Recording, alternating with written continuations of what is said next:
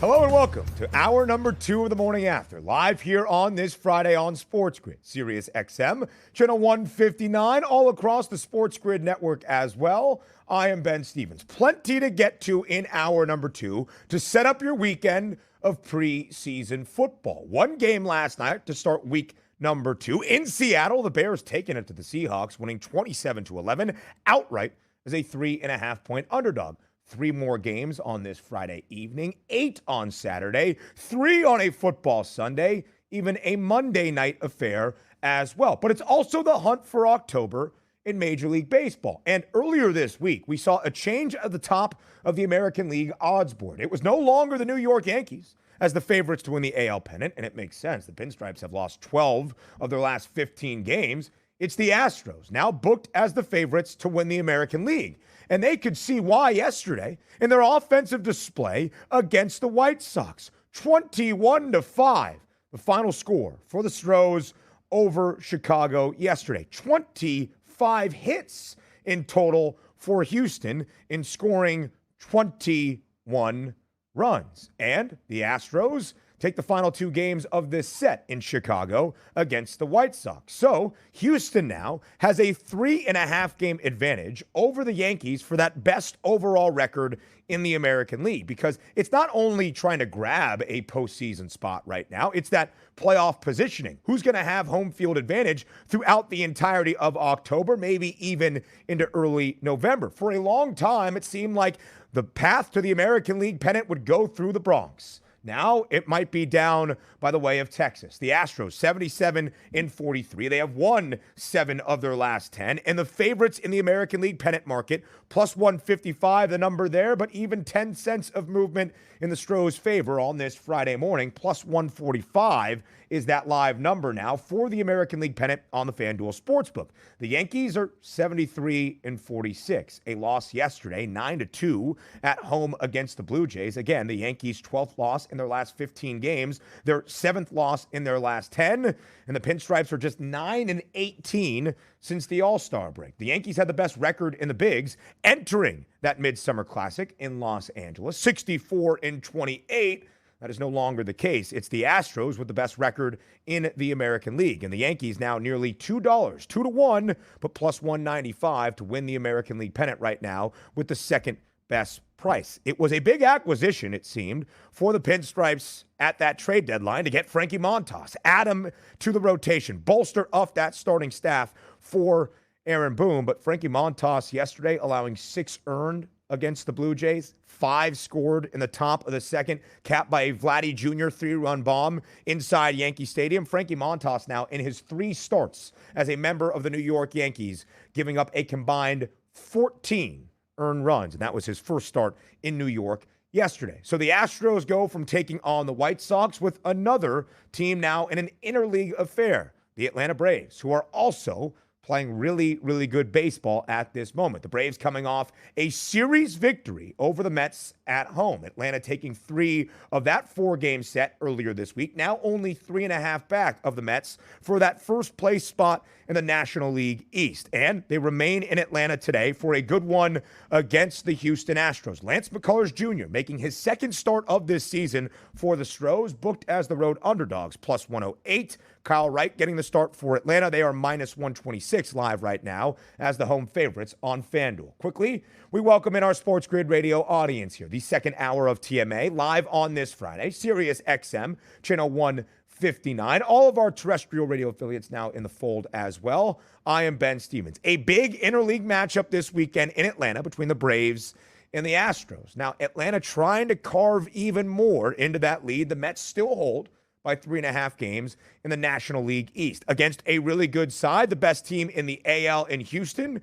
It would go to say a lot about where the Braves stand right now in the overall big picture for Major League Baseball right now. Again, in the hunt for October. Atlanta has won 9 of their last 10. Houston has won 7 of their last 10. A big, big matchup today in Atlanta. And the Braves are trailing the Mets by 3.5 games in the National League East. The Mets entered this week series against the Braves, this 4-game set, with a 5.5 game lead. We're minus 1,100 in this market as the heavy odds-on favorite. That refresh number on this Friday morning down to minus 440. The Mets still heavily favored to win the NL East. The Mets still have a 3.5-game lead up over the Atlanta Braves, but those numbers are starting to change, and Atlanta is still very much in striking distance of trying to take that divisional crown from New York. But as you look at the standings elsewhere, Atlanta will be in the postseason without a doubt, because right now the Braves,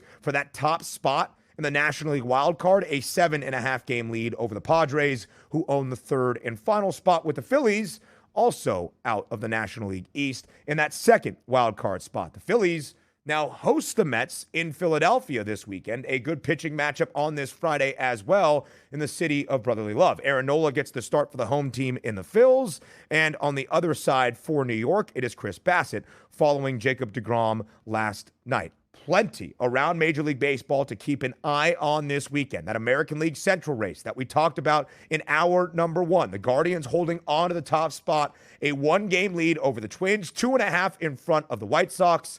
Cleveland hosts Chicago this weekend. A ton to get to around MLB, but next we go to the streets of New York to talk preseason football with the people. Benny the Bets joins us next.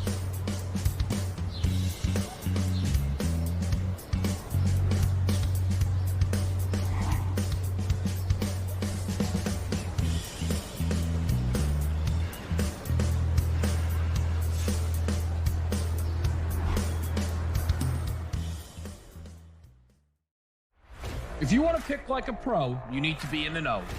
The future of sports gaming is now, and we take you inside the lines, breaking down all the action and what it means for your bet slip. Turn down the game and tune into Sports Grid Radio. Other networks talk sports talk, but we walk the walk, right up to the window. Sports Grid Radio.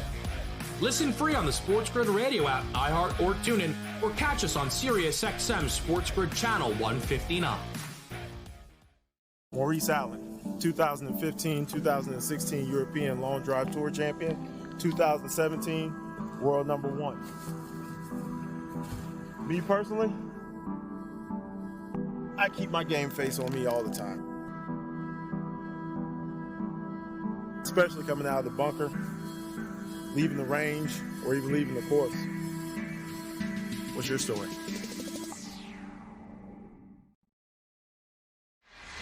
The early line. Are we sure? One last time, piece of, kind of housekeeping here. Are we sure that Shohei Ohtani is out of this MVP race? Based on the season and the way it's going, and the fact of the matter is yesterday would be a needle-moving game for Shohei Ohtani, and it moved no needles. That leads you to believe that this race is over. Only on Sports Grid. Pharrell, Coast to Coast. Joe Burrow is back at camp playing for the Bengals the last couple of days. Scotty, yesterday, spoke to the media. They asked him, you worried about the new contract, new money coming in, change the name of the stadium? They're loading up to pay Joey Burrow. He owns that city. He owns that state. They are going to have to give it, literally, he's going to be the governor. The Sports Grid Network. The morning after. I'll bet more on preseason football and literally than I'll bet on the regular season as far as sides go. So following market capping, literally following the media, following your socials. There's so many different things to look at here. If you're not beating things like preseason football, you probably should get a different hobby. It's that simple. The Sports Grid Network. Fantasy Sports Today. They went out and they signed DJ Shark, formerly of the Jacksonville Jaguars, to a contract, and Shark was an afterthought in Jacksonville. And maybe it's predominantly because of the offense that they were running last year under Urban Meyer, but Shark basically was in and out of injuries. He had some hand issues, and he only caught 154 receiving yards and 2 touchdowns. The Sports Grid Network.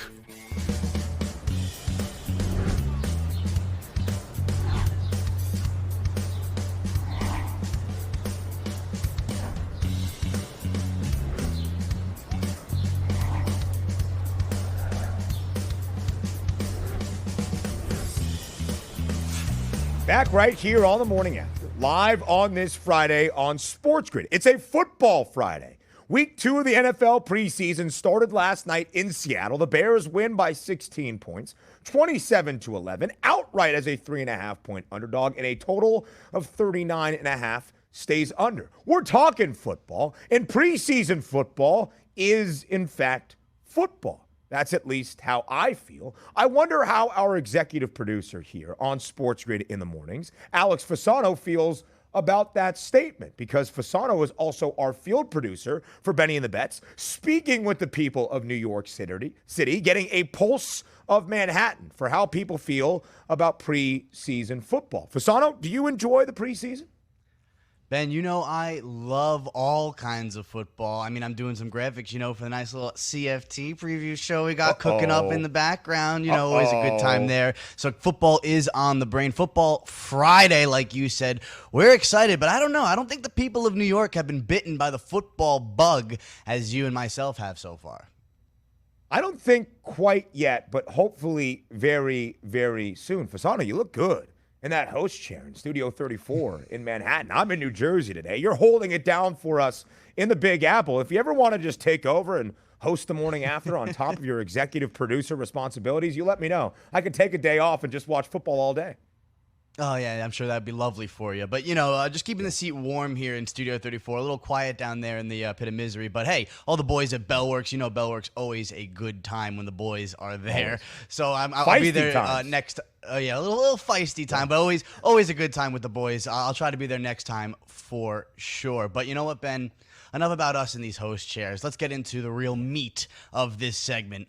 And that's Benny and the Bet. So why don't we all just take a nice deep breath here on this Football Friday and enjoy this week's episode of Benny and the Bets.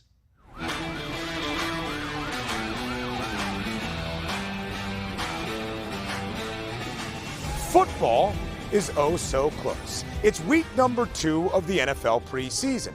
Now, some people might tell you that preseason doesn't matter, or some people will say it's football. It's better than nothing. What do New Yorkers have to say? Today, we hit the streets to find out. You been watching a lot of preseason football?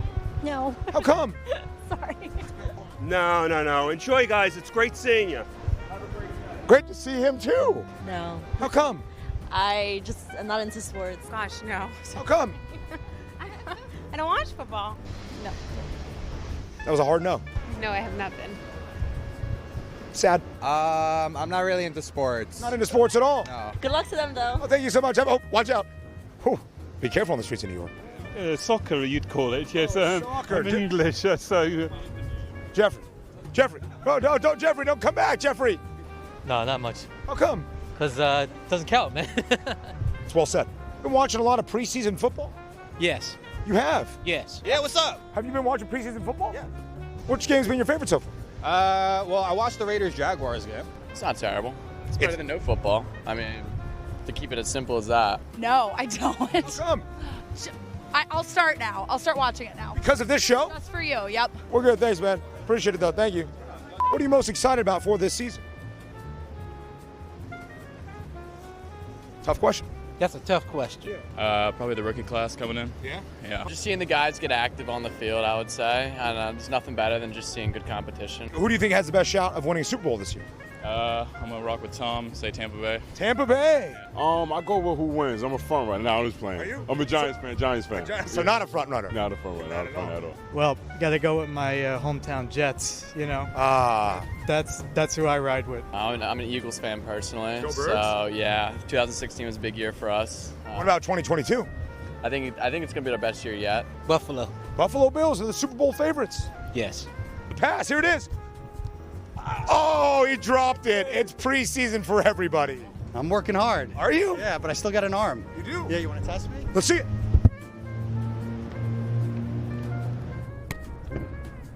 Great throw.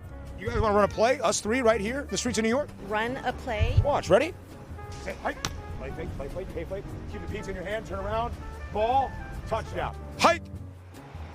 Go. That's a touchdown. Pretty good. Pretty good hands. Hall of Fame hands. Hall of Fame hands. Hall of Fame everything. I wouldn't take it that far. Oh, and a touchdown dance. Awesome. preseason football is better than no football. Yeah, there's nothing better than football itself, though. There you go. Nothing better than football itself. That's your guy, Ben. But you know what? I said before we played the episode that they weren't bitten by the football bug yet. The people of New York aren't excited. That woman was so confused when you were like, let's run a play. But then she wanted to take the ball home with her. She started doing the touchdown dance. She might have been bitten by the football bug right then and there. You might have put her onto a new sport there, Ben. I think she was hustling us because at first she seemed very confused by the idea of running a play. And I was going to hand it off to her. She's going to go right up the gut, get at least 5-6 yards, chunk, establishing the run. You know how we do things. And then she took off, did the touchdown dance, tried to keep the football, and seemed like her entire day was turned around. I think she might have played a little football back in the day, or at least is looking forward to this upcoming year, Fasano. I think that's for sure. And if we can inspire the people at all to catch that football bug by running a couple routes in Manhattan, that's the least we can do. Our services provided here on Sports Grid. You know, that's what we do on Sports Grid. We help people get the edge and find the excitement in the upcoming sports seasons. It's football time, guys. Get ready. But we always find a Tampa Bay fan, too, in the city. It's always weird. I think that's just a cop-out answer. Go with Tom Brady. But Tom Brady. That's beside the point. Yeah, Tom Brady. Oh, we're in New York. I'm riding with the favorites. Regardless, let's get into the best part about this segment. It's not Benny and the Bets. It's the producer picks here. And I guess I'm starting us off, guys. I rode with them last week. I'm riding again this week. They're my team. We bleed the black and gold here as we bleed the winning edge on Sports Grid. Give me the Steelers +3 against the Jaguars. Hey, Kenny Pickett's getting varsity reps this week. Could he earn the starting role? It might have to happen. The Pittsburgh Steelers, a victory in that week one opener, 32-25. Kenny Pickett, 13 of 15, 95 yards, 2 touchdown passes. Kenny Pickett looked very, very good. As Fasano would always tell you, don't doubt the Steelers. Maybe there's something to that this year for Mike Tomlin and company. Ben, I tell you every morning, I love everybody doubting this team. They hate us because they ain't us. I know, I'm sorry, I'm not on the Steelers, but we ride with Steeler Nation, so let's go, boys. Let's keep the preseason going. And now let's get into our guy, John Shames. He's riding with some preseason football as well. The Rams +2.5. They're underdogs against the Houston Texans. He's like, why are the Rams a underdog here? They're the Super Bowl champions. Shames, it's the preseason. Let's all just take a breath. But I like where you're going. Give me the plus money on the reigning Super Bowl champions. I think, as John Shames would certainly make the argument, delved into this preseason matchup, breaking down the X's and O's between the Rams and the Texans tonight, that there could be an argument to be made for LA as the home underdogs not getting 2.5 points on the money line, Fasano, +120 against Houston. Now, the Texans have the lowest win total in all of football, or the second lowest win total in all of football. No, the lowest win total in all of football, excuse me. And they're going to see what they have in their roster, so they should be more competitive. Sean McVay doesn't put out his starters throughout the preseason, but Bryce Perkins, Shame's a guy, I know you're listening. Look up Bryce Perkins, week number 1. He was fantastic for the Rams in a victory over the Chargers. Just something to keep an eye on. Yeah, and of course, as you said, the running back Dameon Pierce, I believe his name is, not Damian Priest of old. We're going to ride with the Texans. But no, we're riding with the Rams. I'm sorry, Shames. We're with you on this one. And of course, guys, he's hot every week. He knows his baseball. Jesse Metzger, our graphics guy, he's going with the Astros money line. Might be a little homer biased with the Mets. They're playing the Braves. I think the Astros can take them down. I'm with you, Jesse. Let's go, Houston. I don't like you, Atlanta Braves. Jesse not happy with what happened between the Mets and the Braves this week. Atlanta taking 3 of 4, but maybe a come-down spot against Lance McCullers Jr. getting his second start of the year for the Stros. Fasano, have a great weekend. Steel City is behind you. More the morning after up next.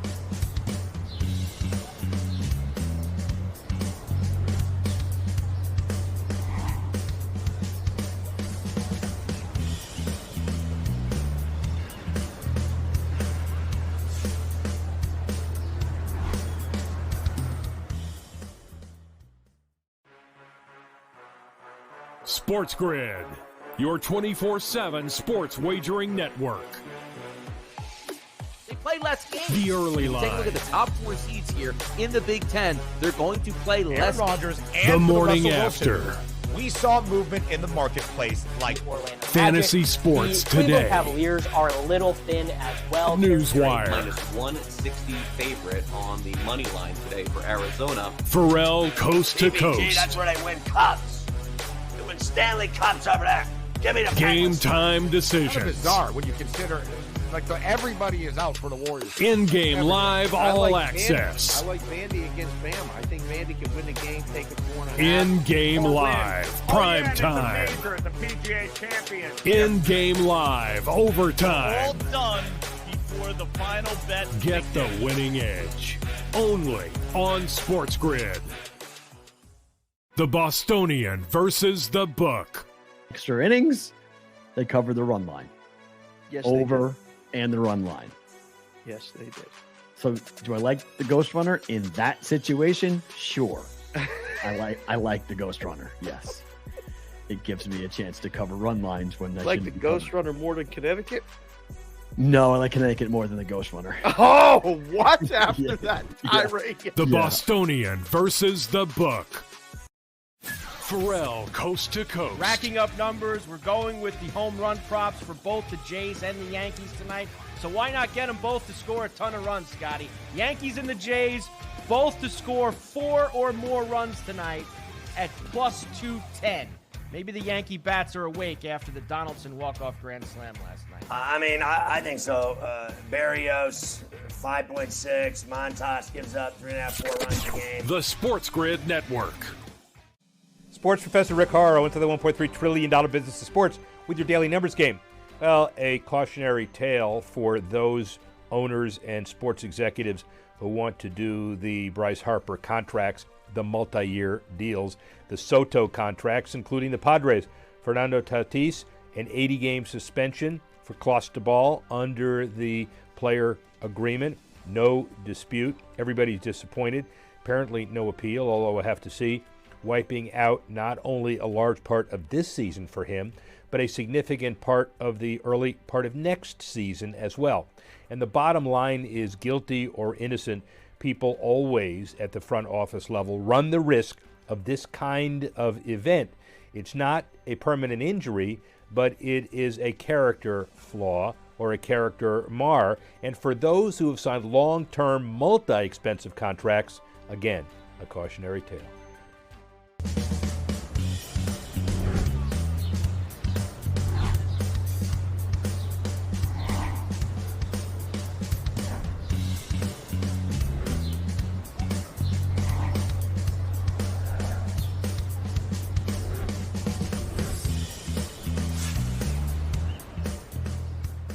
It's always great to be joined by old friends. We welcome Bryan Fonseca from FanDuel back to the morning after, live on this Friday on Sirius XM, channel 159, and all over the Spiz Grizz network. No, we're not talking where's Kevin Durant going to end up. I don't care about Kyrie Irving potentially being a new member of the Los Angeles Lakers, or what might the trade package be for Donovan Mitchell. We're talking UFC 278 with Fonseca here on this Friday. Bryan, thank you for joining us once again.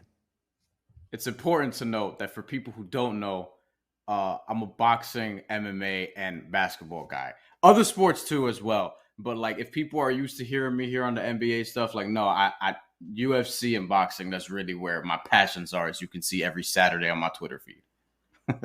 Many areas of expertise for Bryan Fonseca, in my humble opinion. UFC 278, a pay-per-view fight between Kamaru Usman and Leon Edwards. The rematch between Usman and Edwards on Saturday night. And right now, on the FanDuel Sportsbook, Fonseca, Usman is a heavy favorite in that outright price at minus 370. How do you break down the rematch between these two fighters in the octagon? It's still weird calling this a rematch because when they fought, they were two totally different fighters. This was in about 2015 or so. Interestingly enough, neither fighter has lost since. Kamaru Usman won that first fight in 2015. Leon Edwards has been a totally different fighter, has reinvented himself since. And Kamaru Usman has won 15 straight times, is one away from tying Anderson Silva's record of most straight wins in the UFC, most consecutive wins, most straight wins. Sounds weird. In the UFC with 16. So he's 20-1 with 9 wins by knockout. These wrestlers, man, when they come into MMA, they start knocking people out. And they use their ground game, but then they sort of get away from it and just start becoming these power punches. We saw that with Tyron Woodley. We've seen that with Colby Covington. We've seen it with Kamaru Usman. Interestingly enough, Kamaru Usman beat both of them. So what we're looking at is the reason why he's a favorite is just he's on another level right now. There's an argument to be made that he's the best pound-for-pound fighter in the world in mixed martial arts. He's definitely in the top 3, 5, or whatever the case may be. He is just at a totally different level where he can beat you in all facets of MMA. He's also finishing guys with regularity now. He's won 3 of his last 5 fights by knockout. He's got 9 knockouts in his career. And again, he's 20-1, which that may not sound like a lot of that may not sound like awesome to people who just follow like boxing, for example. If you're 21 in boxing, that's still very good, but the losses in MMA come more frequently because better fights are just made, etc. 20-1 in MMA is sensational. And, you know, Kamaru Usman, the one loss that he has, that was in like his second pro fight. And he got choked out, and it happens. But he's just on another level. And I think the smart bet here is Usman on points, because I think Leon Edwards is going to push him and actually have a better showing than people think. But Usman on points, minus 110, that's kind of where I've been leaning this week. Yeah, just from that handicapping angle, Fonseca, when you see Kamaru Usman as a minus 390 favorite yesterday, the market has moved slightly live right now on FanDuel, but still minus 370. What is your area of approach to try to find a better number and maybe some profitability on a dominant Usman in this fight? Definitely method of victory, because predicting rounds is very difficult. There's a reason why when you look at rounds, and not even for this fight in particular, but when you look at rounds, like another fight that I'm betting on this weekend is Alexander Usyk versus Anthony Joshua. That's in boxing. That's for like most of the heavyweight titles or whatever the case may be. And in the value there, it would be by round. But like picking between 1 and 12 rounds, for example, is very difficult. There's a reason why you're finding odds at like plus 3,300, plus 4,500, whatever the case may be. That's a good way to do it. But for me, it's just like method of victory, minus 110. And I'm looking at that for Usman because I'm trusting Leon Edwards' chin. You could also do a double chance. You could find Usman by KO or by submission or by KO or by points and see where the value is, whatever the case would be. So the way I'm looking at it from here, though, is I think it'd be very shocking to me if Usman lost, even though, you know, upsets in MMA do happen. And most certainly, if he were to lose his fight to Leon Edwards, we're going to get a trilogy bout at some point.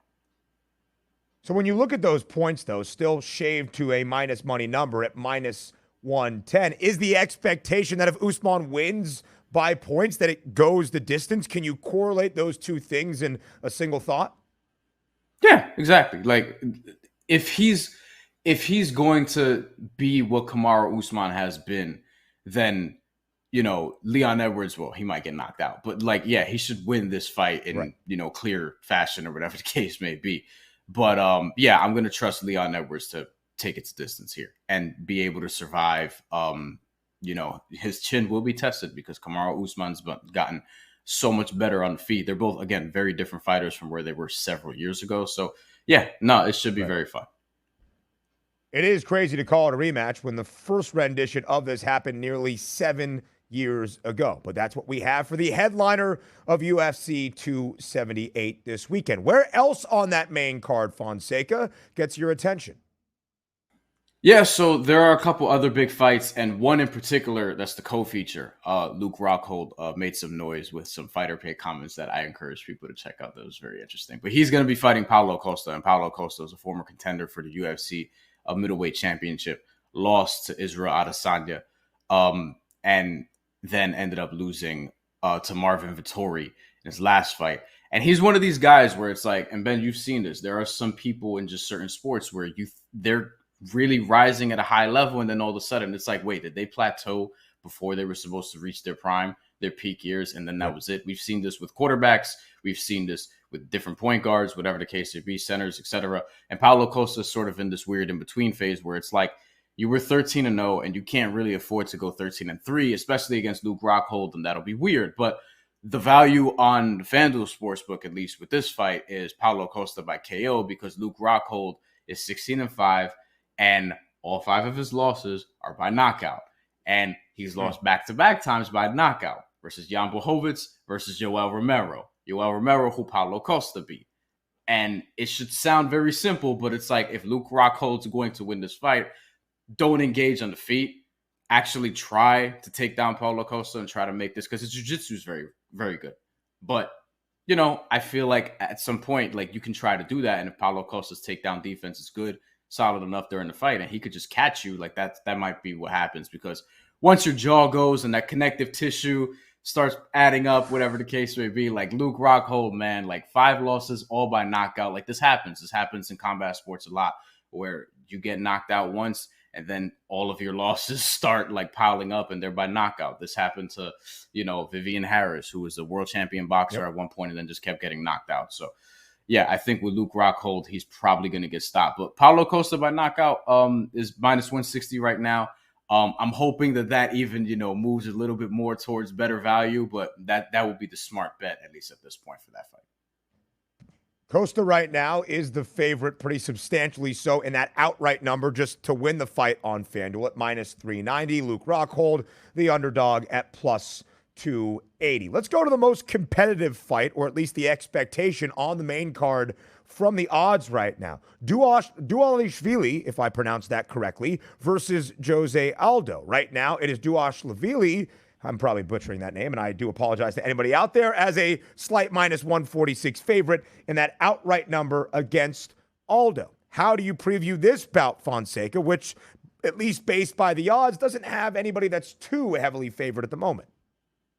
Yeah, so this is an interesting fight because Jose Aldo, who I almost always call Jose Aldo because I'm Puerto Rican, and in Portuguese you pronounce things differently. So Jose Aldo, excuse me. He, you know, former champion, famously got knocked out by Conor McGregor like 12 seconds into their fight. A lot of people remember that. But he's been a very good fighter for the duration of his career and is still very competitive even at his age. But the reason why this is interesting is because he's 31-7, 17 knockouts. He's won his last 3 fights, but he hasn't beaten anybody where like you would consider them a super legit contender. He beat Rob Font in his last fight, looked very well. He's probably won like 9 or 10 of his last 11 rounds in MMA, so he's looked good, and that was after a losing streak. But he's the underdog because 1, he's 35, and 2, Merab. Let me try this. Duvalishvili. I've heard it's V pronounced as a W, whatever the case may be, but we'll just call him Merab. But he's very good. Like he's been very good lately. He hasn't lost a fight since Ricky Simone beat him, and that was over 4 years ago at this point. He's 14-4, and I think here is where you get good value because everything is on the plus side because it's so close in terms of method of victory. I'm leaning Merab for this fight, but I'm also leaning by points or decision, and that's plus 135 right now. To me, that's a smart bet. If you're going to do this, I think Jose Aldo, you know, is going to make this a tough fight and it's going to be very good. But for Merab, this is supposed to be a stepping stone type of fight where he's trying to rise up the ranks, whereas Jose Aldo is supposed to get back. And Merab is 7 straight wins, 6 by decision, 1 by TKO over Marlon Moraes, which was a very good performance last September. So I've been leaning him all week, and I'm going to take him on points for sure. I listened to a previous fight for Duvalishvili. I can't even say it. Duvalishvili. I even have the pronunciation in the rundown right now, Fonseca, and it's still tripping me up. But the minus 146 favorite. Elsewhere on the main card, Alexander Romanov, a minus 480 favorite. So again, very heavy odds for UFC 278. Quickly here, Fonseca, only about 30 seconds left as we show you the odds for Alexander Romanov's bout. Again, minus 480 as that heavy favorite on FanDuel. Anthony Joshua in boxing, the underdog in a heavyweight bout. Can the dog go barking in that heavyweight matchup?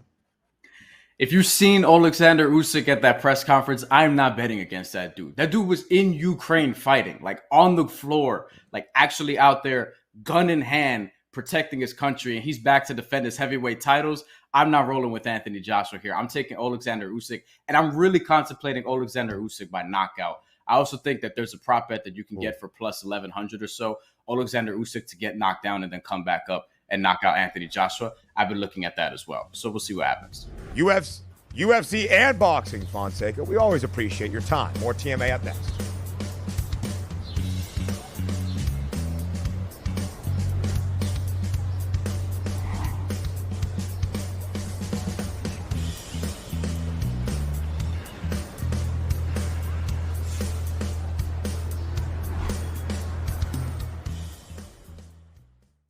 Your heart's racing. The clock's running out. It all comes down to this. We're talking pregame. Pregame.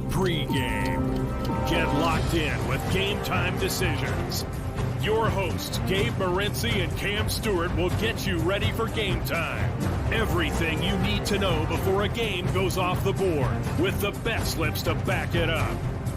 Make your best bet with live odds updates, late breaking news, up-to-the-minute injury reports, and real-time analytics from inside the sportsbooks.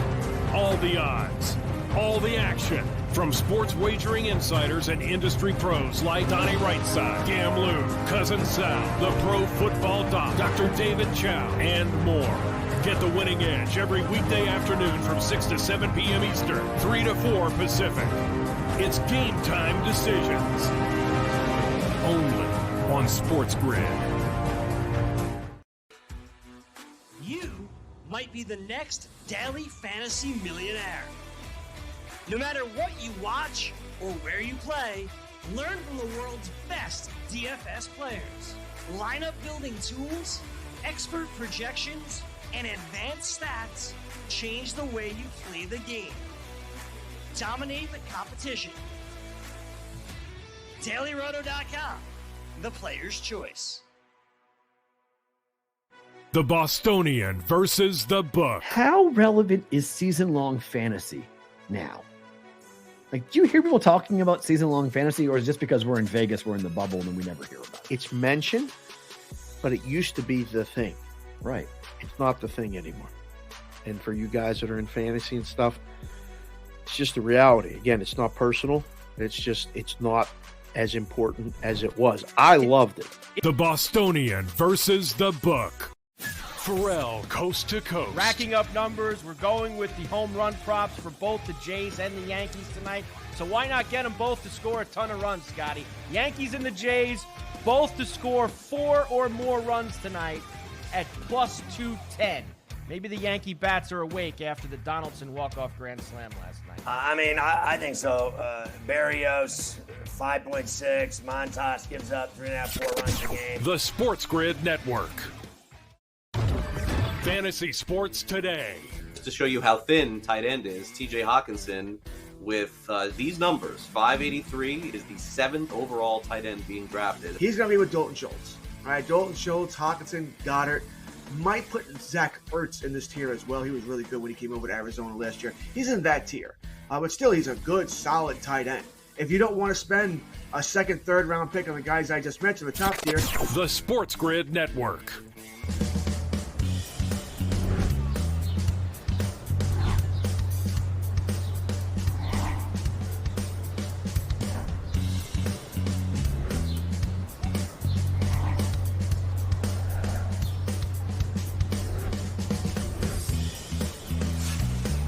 Friday Night Lights, Friday football, right here on the morning after on Sports Grid, live on Sirius XM channel 159 and all across the Sports Grid network. I am Ben Stevens. It's a Friday welcoming back all of our old friends onto the morning after. It has been a while since we have talked to Erin Summers, but she is back on TMA on this Friday, previewing the Saints preseason matchup and New Orleans season outlook. The Saints on the road tonight in Green Bay at Lambeau Field against the Packers. Erin Summers, a team reporter for the Saints, doing sideline work for the broadcast throughout this preseason as well. Thank you so much for taking some time on your busy football Friday to join us here on the morning after.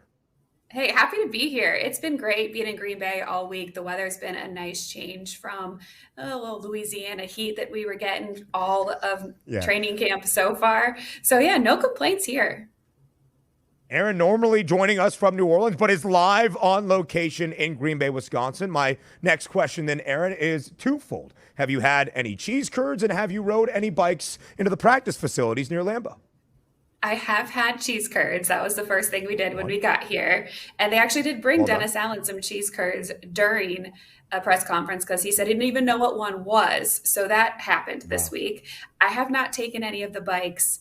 It's been fun watching the players, though, jump on bikes, steal little kids' scooters, whatever it may be. It's been good. They don't leave them out to dry, though. They do pick up the kids in the golf carts as they come by, and then they return the bike or the scooter. That's good. What a Wisconsin welcome that is. Just classic stuff out of the Green Bay Packers organization to bring that to Dennis Allen ahead of the matchup this Friday night against the Packers in preseason week number 2. So, Erin, let's first break down the game before we look through the rest of what this season will hold in 2022 for Dennis Allen and company in New Orleans. So, tonight, the Green Bay Packers, a 3-point favorite at home against the Saints. From a Saints perspective, Erin, what are we going to see tonight out there on the field? Are starters going to be available? How do you preview this matchup against Green Bay? Well, we know that quarterback Jameis Winston is not going to play again today. He probably will not play at all the rest of the preseason and in the preseason third game that we have. So he's going through that right foot sprain, still kind of working back from that. So we won't see him. Expect Andy Dalton to get the start at quarterback. He went a series with the projected starters for the most part in the game against the Texans. Probably won't see a lot of the older vets, the ones that we know are going to be playing every single game this season. Defensive end Cam Jordan, safety Tyrann Mathieu. We didn't see a lot of Jarvis Landry didn't play wide receiver. So there's going to be some of those older vet players that got a lot of good reps this week against the first teamers for the Packers that just don't need the time to play in tonight's game. So we'll probably see a lot of the regular starters to start off the bat, but not those vets. And then after maybe the first 2 series, then we'll start to see some of the backups and some of the players they're looking at to see what they can do this season or as far as making the team, because cuts are right around the corner. As most head coaches around the National Football League will tell you, if you get those joint practices throughout training camp, those can be your looks at the starters. You don't really need to see them in action for preseason contests. But, Erin, that gives the opportunity to guys trying to make the 53-man roster, trying to prove themselves in the NFL, trying to show what the reserves can do. Of course, New Orleans in their opening preseason game, losing to the Houston Texans 17-13. But throughout training camp, Erin, and now in a week 2 of the preseason, what do you expect for some of those fringe roster guys tonight in Green Bay? A couple of the position groups that we've been watching are the running backs. We know that it's going to be Alvin Kamara and Mark Ingram. Probably won't see either of them play tonight. So it's going to be, who is that third back that the Saints are going to use this season? Is it going to be Dwayne Washington, somebody who's been around, 7-year vet, played a lot of special teams? Is it going to be somebody else that they've picked up? Abram Smith was an undrafted free agent out of Baylor.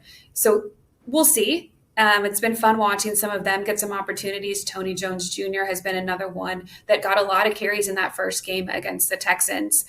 Other than that position group, the tight ends is another area they really need to step up in. Taysom Hill, obviously going to be slated as a tight end this season. Juwan Johnson, somebody who's really looking to take a step forward this year. He made that transition from wide receiver at Oregon to that tight end spot.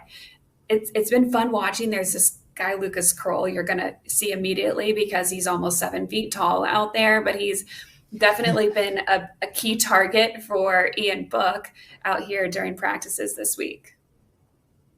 So Jameis Winston, of course, Erin, in his first year in New Orleans, had his season cut short, unfortunately, a torn ACL, recovering throughout this offseason, and then that right foot sprain earlier during this training camp portion of the schedule. He will not play tonight, like you mentioned, but how has he progressed from that health perspective throughout training camp for the Saints?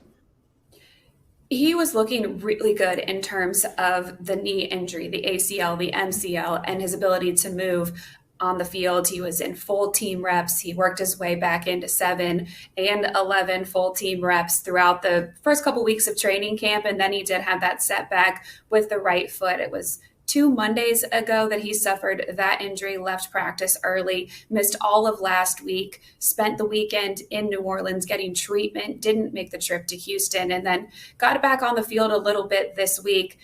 Definitely not taking team reps at this point, but he did do some individual drills. Doesn't look 100%. Definitely looks like he is favoring that right foot. Kind of not as mobile as you would like him to be at this point. We'll see how he continues to progress, but they don't really need to push him back quickly because they have a really viable backup in Andy Dalton.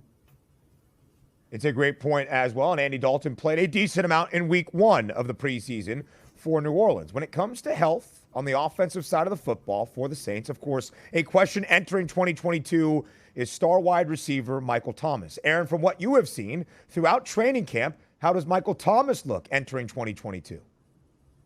Great, amazing, everything you would expect him to be. I think we're seeing 2019 Michael Thomas out here again, which is great news for the New Orleans Saints because they were the worst team as far as receiving goes last season in the NFL. They have their guys that were 4 or 5. They're 4, 5, and 6 guys now on the depth chart where they're 1, 2, and 3 guys last year. So the wide receiver room has completely flipped for the Saints, and it all starts with Michael Thomas being back on the field. He is fluid. He's running his routes really well. He's cutting well. It does not look like he has any lingering effects from those surgeries that he had to have last year. And that's a great bit of news for the Saints, especially when you look at all the offensive pieces at the disposal of Jameis Winston for 2022. Michael Thomas, Jarvis Landry, Chris Olave, the rookie wide receiver drafted in that opening round of the NFL draft out of Ohio State. So with Jameis fully healthy, Erin, what do you think that offensive ceiling is for New Orleans in 2022?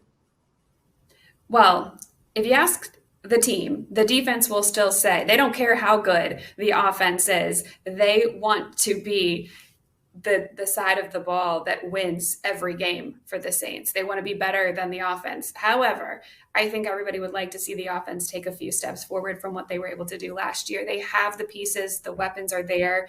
It all kind of lands on Jameis Winston's health, whether or not he is going to be what he wants to be out there on the football field, if he's going to be consistent, and what we saw from him in the first half of the season last year before he left with that injury. I mean, I am very excited about seeing what this offense can provide when everybody is healthy and on the field together. The chemistry has been developing throughout camp. Jarvis Landry said this is the hardest offense that he's had to learn. It is the thickest playbook that he's ever had to deal with, but he said he finally feels like he's in a good position. They just have so many options, and that's why it is a big playbook. It's not only the fact that they can get you through the air, they have their run game, and then they really do work in the tight ends. And we've been seeing a lot of the running backs and the tight ends also working into that passing game. So they're multifaceted out there. And you saw the props there for famous Jameis in 2022. 3,650 and a half passing yards, 24 and a hook from that passing touchdown season-long prop perspective. Of course, Jameis Winston started last year for New Orleans, the first year without Drew Brees in the Big Easy in quite some time. This year, it will be a new head coach in Dennis Allen, no longer Sean Payton, at the helm of New Orleans. It's a new era in New Orleans, Erin, for the Saints, and we see that win total for 2022 at 8.5 that has some juice on the under. What does success, Erin, in your mind look like in year number 1 of the Dennis Allen era? Well, it's going to be more wins than they had last year. While they were over 500, it was a struggle to get there. They are 9-8 on the season, and this team across the board feels like they have the talent to be a contender at the end of the season. They expect to be playing late in February. If you talk to them about what their expectations are, this is not a rebuild. This is not a new head coach coming in that doesn't have the relationship with these players, that doesn't have the culture that he's been a part of developing here. He knows this team. He's well respected. And he is going to have high expectations for this ball club. And the players, they have it for themselves as well. Every single one of them has mentioned Super Bowl, or, we might have high expectations. We might feel like we have a high ceiling, but we're going to hold ourselves to a higher standard than that. So they're not really holding back on what they think they might be able to accomplish this year.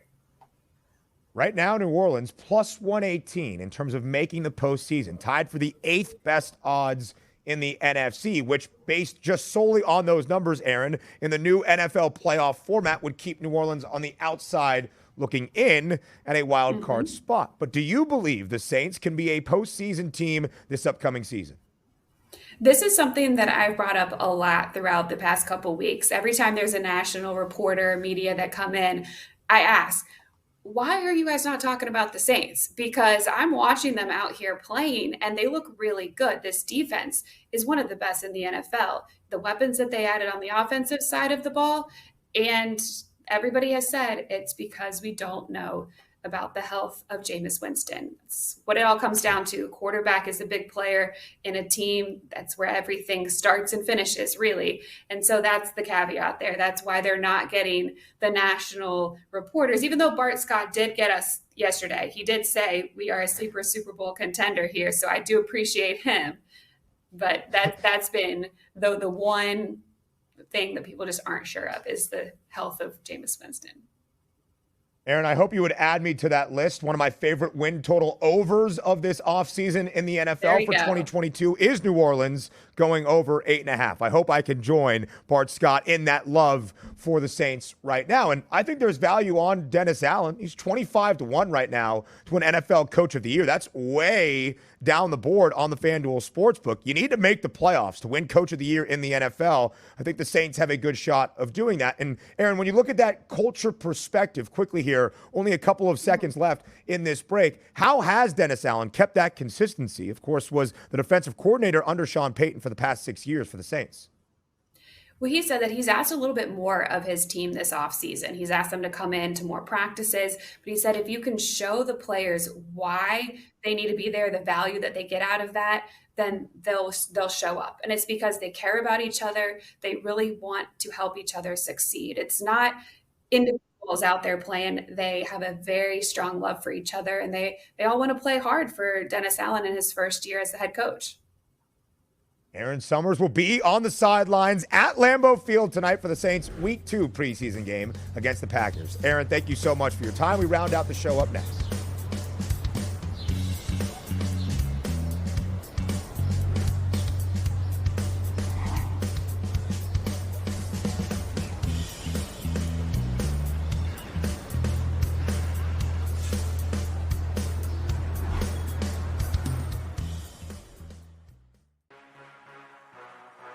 Sports Grid, your 24/7 sports wagering network. People are going to the betting window Betting and above betting them the now rim. before the trade takes place. How Diamond dare they bets. do what's fiscally responsible? See how it plays out. Buffalo's going all in right Football now. They full need circle. all their chips in the middle of the table. It's do or die for them. And Godwin being out, they've had a little bit of a shakeup. In-game live all access. You could take the points, you could take the money line, and We had to go to San Jose, too. Maybe a small play on San Jose. I'm going to go both underdogs here.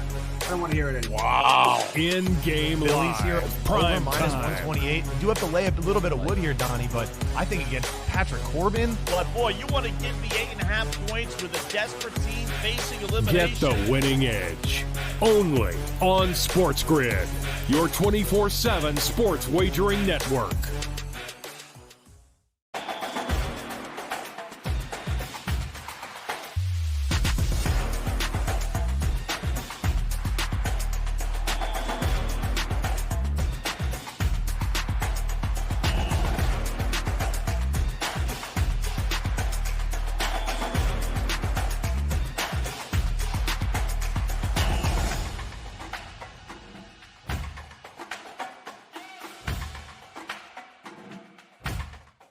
The morning after. Chargers a playoff team in 2022. Our concern, our chief concern right now, no pun intended, is that the Chargers have had a habit of blowing games late, and it continued with the new coaching regime. I do think they are one of the teams that I can pencil in. I wouldn't put them in pen, but I'd pencil them in. The Sports Grid Network. The Bostonian versus the Book. The next two Super Bowls for us are going to be ridiculous. yeah, Like, just ridiculous. So I cannot wait to see what's going to happen in Arizona. really hope it's not the Patriots. Oh, could you imagine that? No. Mac Jones in the Super Bowl Stop. in year 2? Oh, man. Stop talking. The Bostonian versus the Book. Pharrell coast to coast. Is it that much better than the Phillies? I mean, I would say that probably as a staff, as a whole, the Braves staff is probably not as good as 1 and 2 of Philly, but I think from 3 on down, I do think Atlanta's better. And remember, some of those starting pitchers that are not going to start for the Braves are going to be coming out of the bullpen in a series like that in the wild card. So, the Sports Grid Network.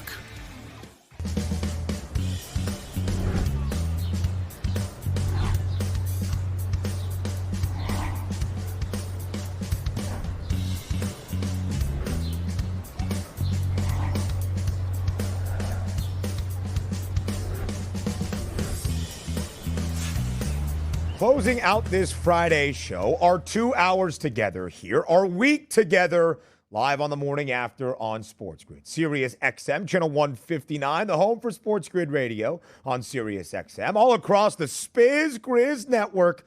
That's Sports Grid. And live from New Jersey, it's a Football Friday here on TMA. I am Ben Stevens. Thank you for joining us. 3 preseason games tonight for week number 2 of the NFL preseason. In Foxborough, it's the Patriots and the Panthers, and the line has worked heavily in New England's favor on this Friday morning. They were a 3.5-point overnight favorite for week number 2 of the preseason against Carolina. That line now live on FanDuel is at 5. We just broke down the Packers and the Saints at Lambeau tonight in Green Bay with Erin Summers, and it all rounds out with John Shames's best bet of the week. That would be the Rams getting 2.5 points at home against the Houston Texans. My focus is on the New England Patriots, and that's what we'll do before we say farewell and before we say goodbye. It's time for an NFL preseason best bet. Without a voice crack, hopefully it's time for bye-bye-bye.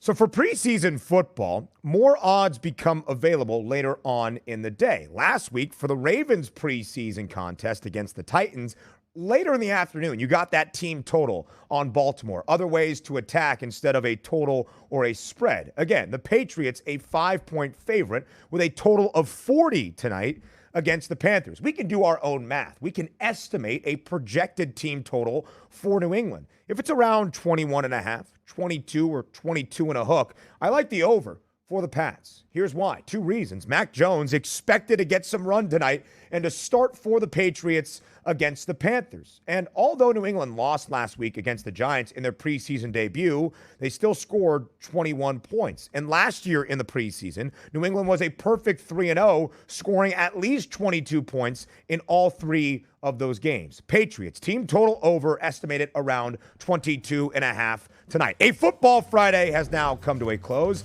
as has the week here on the morning after. We'll be back on Monday, 9 a.m. Eastern. I'm Ben Stevens. We'll talk then.